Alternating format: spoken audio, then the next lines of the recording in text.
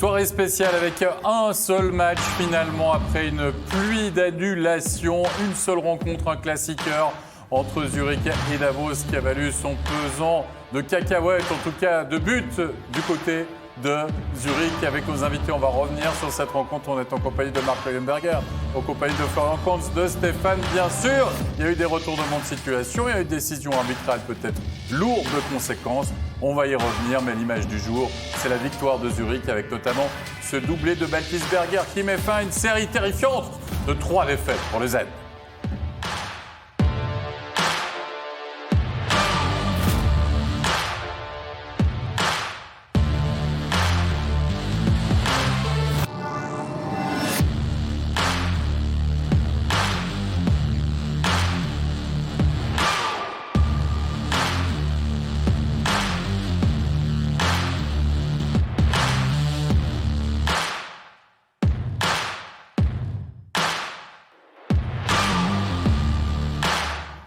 Et oui, pour le Z comme Zorro ce soir du côté du Hallenstadion.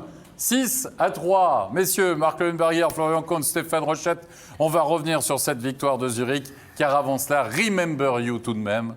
On avait une équipe qui n'avait gagné qu'une sur 4 du côté de Davos. Puis du côté de Zurich, on restait sur 3 défaites, 2 gifles quand même face à Zug, une défaite face à Ambri Piotta. Fallait réagir. On a vu une réaction que d'un côté, finalement. Il n'y a eu qu'un acteur, Marc Leuenberger, pendant 40 minutes quasiment sur la glace. Un peu plus. Un peu plus même. 45 minutes, je dirais. Davos, pas dans le rythme, pas là. Pas d'agressivité, perdu sur le terrain, pas d'orientation. Et Zurich n'a pas forcément dû forcer trop leur talent. Ils étaient au bon endroit et voilà. 18 shoots, Florian Kainz, je crois. 18 shoots en 20 minutes lors des 20 premières minutes de jeu. Si ça explique pas une domination totale des Zurichois pendant 20 premières minutes. Ouais, on a vu vraiment Zurich avoir la main mise sur le match. À part les quelques minutes où Davos est revenu, ils sont bien rentrés dans leur match. Je pense qu'ils avaient un peu l'obligation de réagir ce soir et puis de montrer que ça allait être quand même une équipe coriace. Ils l'ont bien fait. C'est sûr qu'on a dit que Davos est passé complètement à côté, mais Zurich a fait le boulot. Ils ont mis ses pucks au fond, ils sont rentrés dedans. Ils avaient bien préparé leur rencontre. Donc une réaction positive pour cette équipe-là. Et imaginez, après 20 petites secondes, c'était déjà 1-0 pour Zurich. Il faut dire que Davos a offert revirement sur revirement, Stéphane, pendant ces 20 premières minutes de jeu. Et ça a permis notamment à Baltisberger d'ouvrir la main. Écoutez, on a donné des fois que Davos a été horrible en première période, et horrible à tous les niveaux. On a donné plein de rondelles. Et ça, c'est un revirement en zone neutre. Ygren est sur la glace, finit -3 ce soir. Il perd un puck à la ligne bleue. Rowe rentre avec de la vitesse. C'est Corvi qui doit venir compenser. Et Baltisberger réussit à se faufiler. La passe de Rowe est magnifique. L'exécution est magnifique. Mais on avait donné un puck à la sortie de la zone. 6e minute de jeu, c'est Prassel qui va marquer. Regardez avec quelle facilité, j'ai envie de dire, les Zurichois peuvent se mouvoir, Florian Kainz, dans le camp de défense davosien. Oui, on l'a vu, c'était spécifiquement dans ce premier tiers où Davos était extrêmement passif dans toutes les zones de la patinoire. Et puis là, il est vraiment complètement seul devant le gardien. Il a le temps de le masquer, de se décaler et puis encore de dévier ça assez facilement sur un shoot de la ligne bleue qui arrive relativement lentement, qui est vraiment déposé pour être touché par Prassel devant le but. Un joueur qui n'est pas bousculé, qui n'est pas boxé out, qui est tout seul devant la cage, puis son coéquipier tire, c'est facile à ce niveau-là de toucher une rondelle. 4 fois sur 5, vous allez toucher la rondelle. Oui, je pense qu'à ce niveau-là, 4 fois sur 5, c'est une bonne moyenne. Mais c'est vrai que maintenant, les joueurs entraînent ça régulièrement avant ou après les matchs. C'est ça. Donc, si tu n'es pas embêté, tu es sur les appuis, tu vois venir le puck comme ça. Mais si tu es bousculé, tout ça, c'est une autre histoire. C'est clair. Tu dois rouler sur le défenseur. Mais là, il n'y a absolument personne de Davos qui essaie de pousser à l'extérieur ou qui met une quelconque pression. Personne ne contrôle sa canne. Parce qu'un joueur couvert, c'est un joueur qui n'a pas la crosse sur la glace. Personne qui lui lève la canne. On était vraiment, là, on était aux abonnés absents Davos. L'expression était dans le cœur. Là, ce soir, c'était l'exemple type. Pendant 20 minutes, ils ont été là-dessus, c'est aussi bien de donner du crédit aux défenseurs parce qu'il a eu l'intelligence aussi de voir qu'il n'y avait personne, qu'il y avait un gars devant lui. Et puis, il n'a pas, je dirais, baissé la tête. Et puis, essayer de tirer le plus fort possible pour marquer son but. Shooter pour une C'est déviation. pas tous les défenseurs qui ont aussi cette faculté-là. Exact. Mais c'est vrai, Marc, on a l'impression que Davos n'avait pas son ADN habituel. Pas de vitesse, pas d'agressivité, entre guillemets. On connaît Davos avec la vitesse, avec la volonté de raccourcir les distances entre l'adversaire, d'aller chercher presser haut quand il y a la possibilité.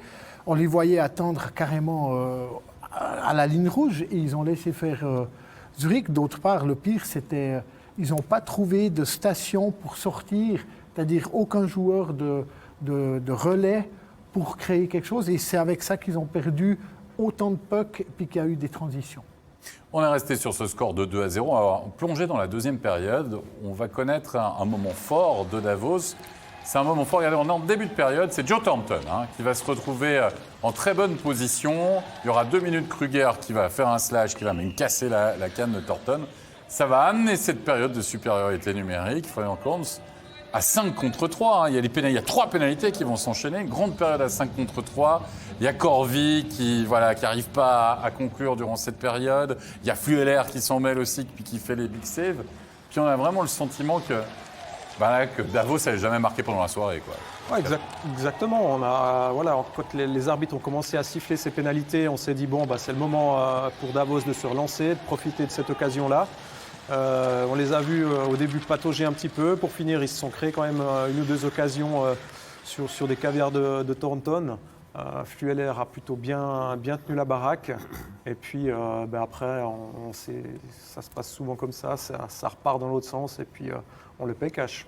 Et en effet, on est puni directement derrière. Imaginez, c'est la fin de la supériorité numérique, la dernière pour Davos.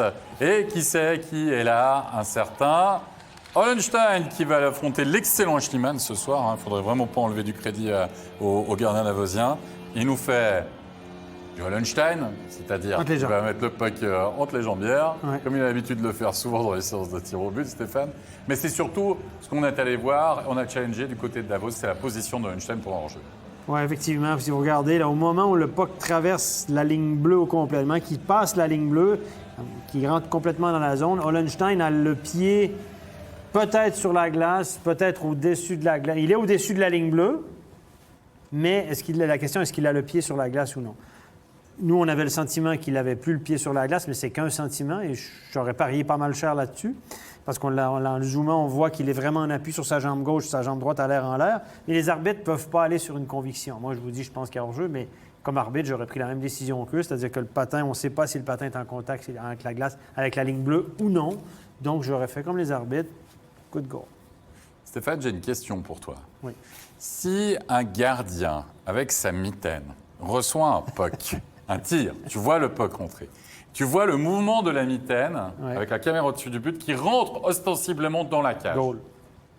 Pourtant, tu ne vois pas le puck. Non, mais si tu sais que le puck est à l'intérieur de la mitaine, si tu sais où est le puck, et le puck est à l'intérieur de la cage, c'est Arrête, goal. tu vois exactement où je veux en venir. Tu vois exactement où je veux en venir. Puis tu me dis, mais pourquoi à ce moment-là, si de toute façon tu te dis, mais regarde, tu as le sentiment, tout le monde pense qu'il a le patin en l'air. Oui. Tout le monde sait qu'il a le patin en l'air, parce que grosso Tout le modo, monde tu s'en patines doute. pas comme ça. Tout le monde s'en doute. D'accord.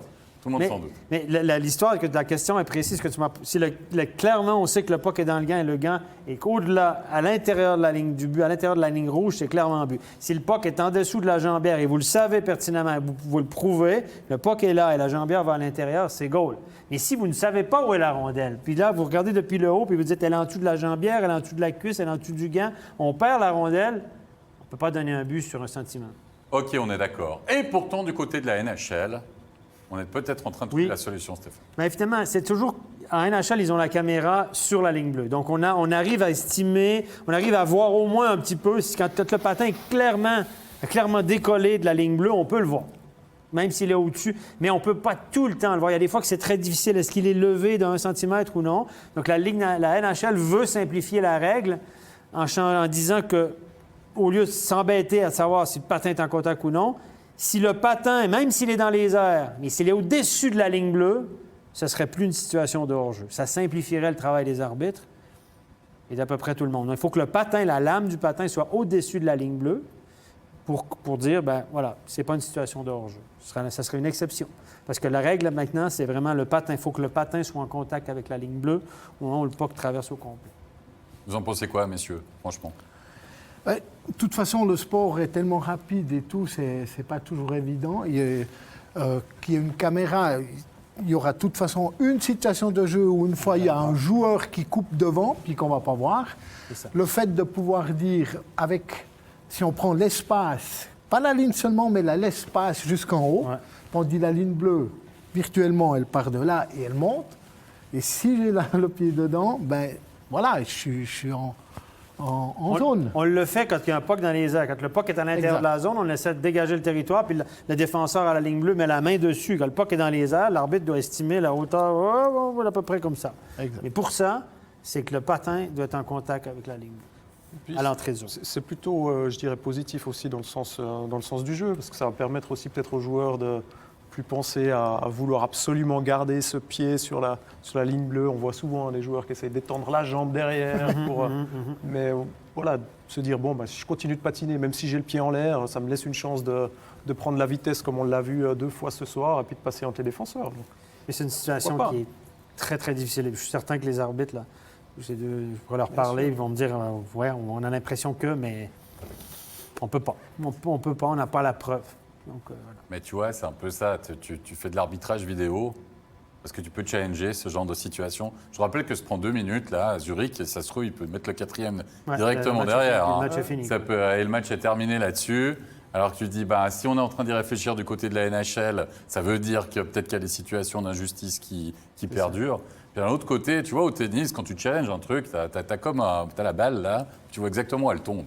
Donc tu sais si elle est bonne ou elle est out ou elle touche la ligne, même sur un quart de centimètre. Là.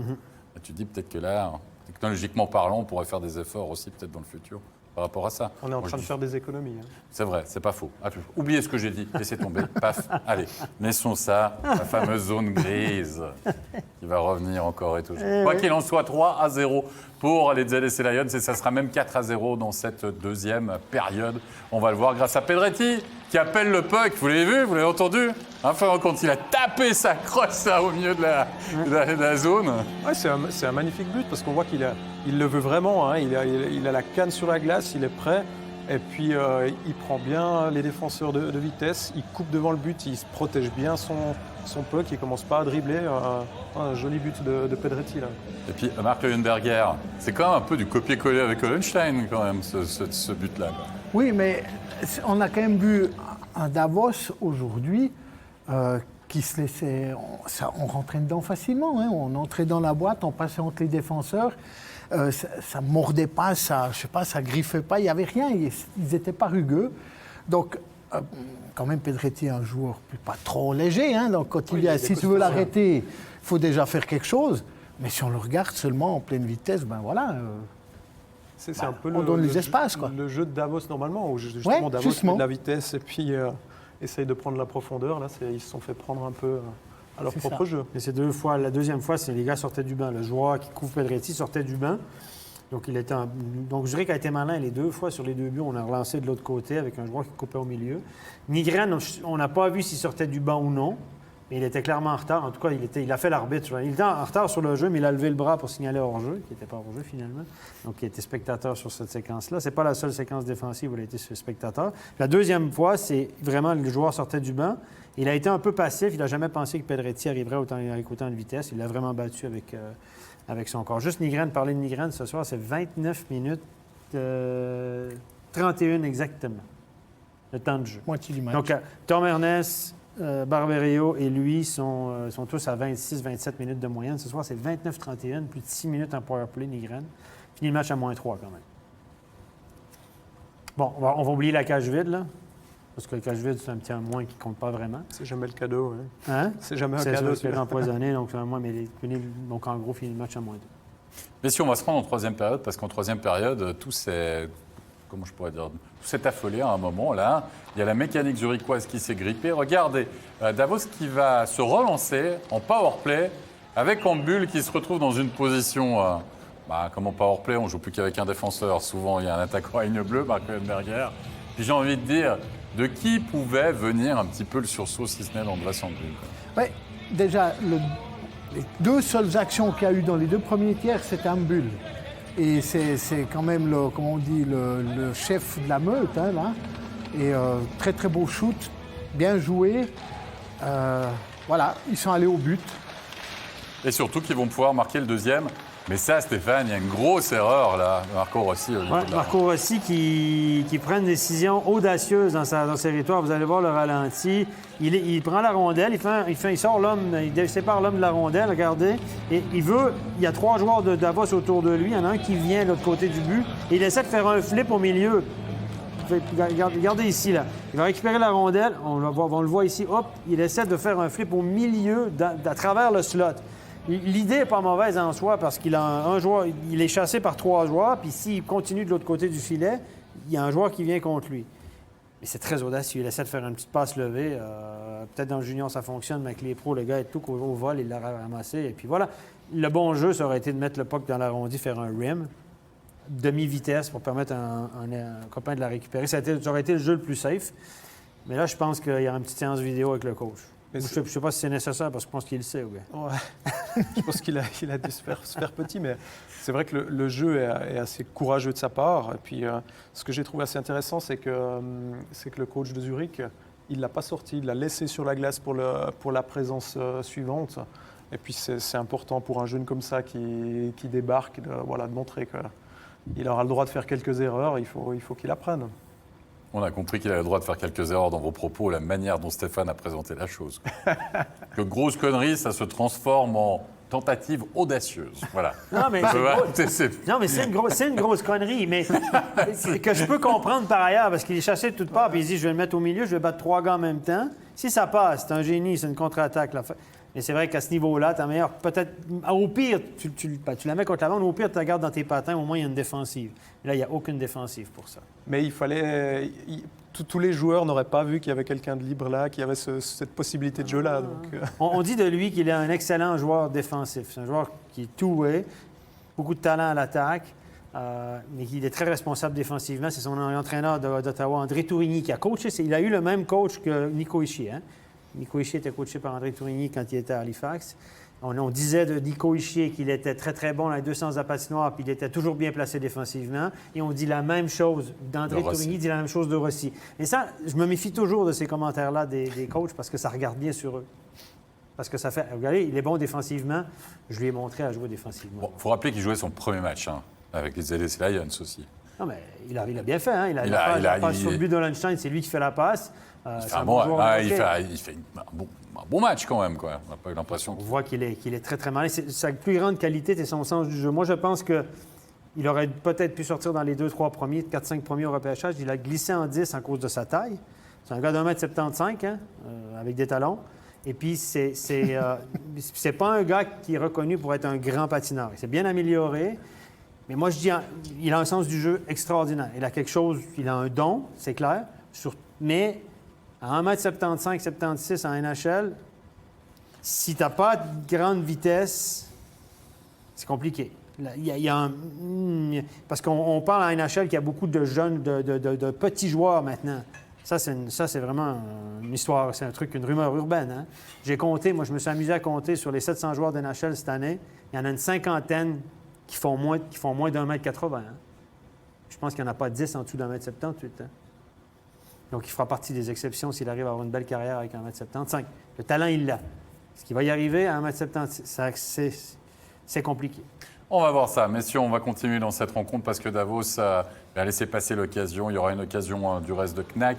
Mais c'est finalement Zurich qui va pouvoir marquer le 5-2, qui va pouvoir comptabiliser sur cette supériorité numérique. Baltisberger, qui l'a dévié sur ce tir de Noro. Est-ce qu'il l'a touché ou pas? On se pose encore la question, Marc Hohenberger. Il l'a touché, mais je pense qu'il l'a effectivement touché. Il n'a même pas été gêné. Il y a deux joueurs. Il le regarde, il est tout seul. Donc, puis c'est pas un shoot de très très forte puissance. C'est à nouveau un shoot pour mettre sur le but, pour une déviation. Ça fait penser à celui de Prassel un peu, finalement. Même si c'est en powerplay. En tout cas, il est un peu seul pour pouvoir la dévier. Bah tiens, lui aussi, il va aller de son doublé ce soir. C'est Andrés Ambul. Et regardez le visage contre Andrés Ambul. C'est qu'il a marqué. On est à 2 buts, mais voilà, on est à 6 contre 4. Il sait que Davos a raté son match, il sait que Davos est passé peut-être à côté à un moment. La seule occasion de revenir dans ce match. C'est clair qu'il a assez d'expérience pour comprendre ce qui s'est passé avant et puis que ce but-là va pas tout transformer, quoi. Mais voilà, je pense qu'en Bulle, il aura quand même montré la voie à son équipe. On l'a vu plusieurs fois essayer d'encourager, de motiver. Donc c'est vraiment le leader de ce groupe-là et il faudrait qu'il y en ait d'autres qui suivent parce qu'on a vu, notamment au niveau des étrangers ce soir, ils étaient complètement transparents. Marty qui va marquer finalement dans la cage vide et sceller le score final 6-3. Ça va mieux pour Zurich, Stéphane, mais est-ce qu'on peut vraiment se rassurer sur ce type de match? On a joué face à un adversaire fantôme, on va dire, pendant quasiment la moitié du match. Bon, Zurich a été très bon au premier tiers. C'est vrai que Davos leur a facilité l'affaire. Puis Zurich en troisième période, c'est quand même fait peur.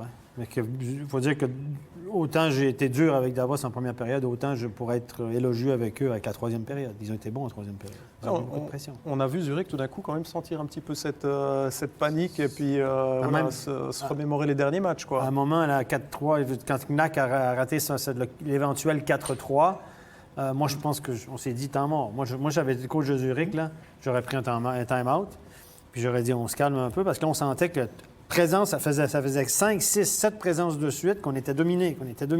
On sortait pas. On n'arrivait pas à prendre l'air. Des fois, tu reviens avec ton premier bloc où tu essaies de double-shifter, comme de revenir avec tes meilleurs éléments plus rapidement, en espérant qu'ils sortent de la zone. Mais ça n'arrivait pas. Tous les blocs ont été dominés pendant 6-7 présences.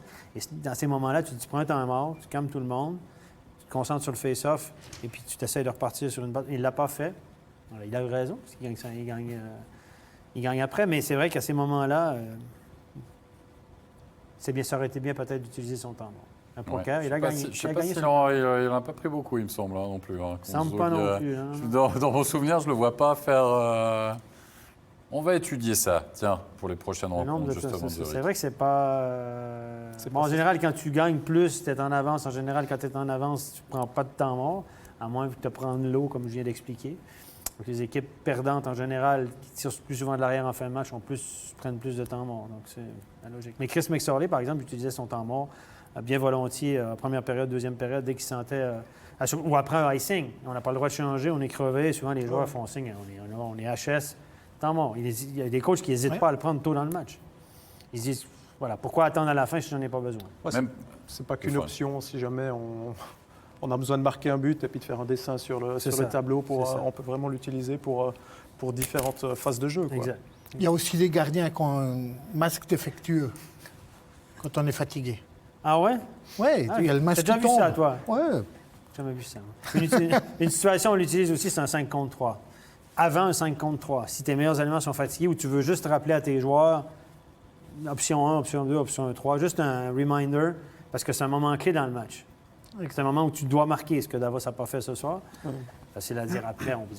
J'oserais de là à dire qu'il aurait dû prendre un temps mort. Je n'ai pas dit ça, mais certains coachs, dont McSorley, l'utilisaient bien volontiers au début du 5 contre 3. Oui, tu reposes un peu. Si tu en as un ou deux qui étaient sur la glace, tu reposes si tu veux tes 5 les joueurs importants, et puis tu refais ton petit dessin. C'est ça. Voilà, on a terminé la on parlait de hockey, hein. Puis après tout, on parlait de hockey. Mais je dis, ils vont nous faire tout panégyrique des moments où on peut prendre en temps mort parce que finalement, il y a 60 minutes de jeu, donc tu peux trouver plein d'occasions. Allez, on va récapituler le résultat de la soirée, puisque je vous rappelle qu'on était parti pour 5 matchs. Puis finalement, il y en a 4 qui ont été reportés et on s'est retrouvé avec le seul résultat. Donc de 6-3, c'est pas du tennis, c'est bien du hockey sur glace. La victoire du Z face à Davos. Le Z au classement, justement, on le retrouve désormais deuxième avec une petite unité de retard sur Lausanne. Zug est troisième, Genève Servette qui n'a pas joué. Fribourg, je vous laisse jeter un œil franchement sur ce classement. Mais regardez, il y a des équipes qui ont joué 5 matchs, d'autres qui ont joué 11 matchs. Enfin, c'est un peu boiteux, Covid oblige. Il y a 2 équipes quand même qui viennent à 6 matchs, 5 points. Et Davos, Langnau était attendu là, mais Davos, 5 matchs, 4 points. Beaucoup, hein? Oui, mais tu rajoutes 6 matchs, il peut faire 18 points. Donc, je veux dire. Et c'est quand même... Non, mais ce qu'on veut dire, c'est qu'on dit souvent que les 10 premiers matchs donnent la tendance. 10-12 premiers matchs, on vu bien de ces dernières années, qui ont surfé sur la vague un moment. Toujours jusqu'au disons, jusqu'à la pause d'équipe nationale, jusqu'à présent. Oui, ça donne le ton. Ça donnait le ton. Et Davos, l'année passée, ils sont aussi partis très bien, alors qu'ils ont commencé très tard dans leur patinoire. Ils avaient du retard aussi. Ils avaient du retard parce qu'elle était en rénovation. Ils sont partis très fort, ils ont surfé sur la vague toute l'année, ils ont une très bonne saison. Ça regarde un peu plus mal cette année. Allez messieurs, on va parler un peu de Swiss League parce qu'il y avait aussi des rencontres qui se disputaient ce soir dans la 2e division. Les résultats, les voici. Le net succès d'Ajoie 6-2 du côté du Tessin face aux Roquettes. La Chaux-de-Fonds qui a perdu après prolongation face à Zoug Academy. Le succès 3-0 des Getseka Lions face à Turgovie. Le classement, là aussi un peu boiteux, où est le nombre de matchs disputés par les équipes. On va s'intéresser aux formations romandes avec Chaux-de-Fonds, 9 matchs disputés, 14 points. Puis Ajoie qui n'a toujours pas perdu, 5 rencontres et 13 points. Sierre qui se retrouve là aussi 5e avec 13 points et un match de plus joué.